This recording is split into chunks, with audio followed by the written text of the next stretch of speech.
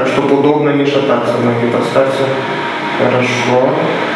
У темном покое прибор, нечем подобный на фильмоскоп, выпускает пучок святла. На спину проецируются горизонтальные черные и белые полосы, переломляются у отповедности с рельефом тела и выява передается на компьютер. Ортопеды сцвярджаюць, парушэнні апорна-рухальнага апарата адзначаюцца практычна ў кожнага другога школьніка.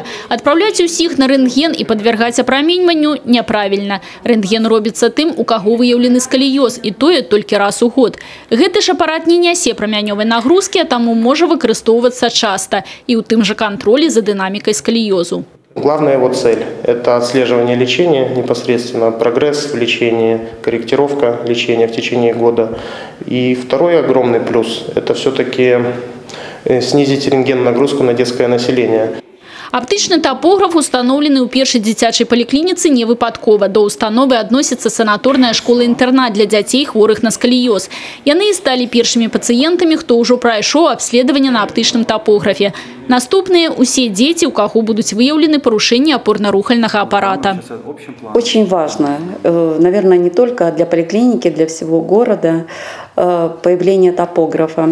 В мире сейчас очень большой процент идет детей с развитием нарушения осанки, сколиоза, особенно вот за последние 20 лет.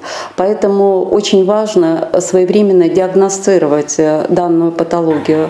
Дарэчы, аптычныя тапографы, усталяваныя ў медыцынскіх установах Брэста, Баранавічоў і Пінска, у перспектыве ахопяць школьнае насельніцтва не толькі гэтых гарадоў, але і ўсёй вобласці.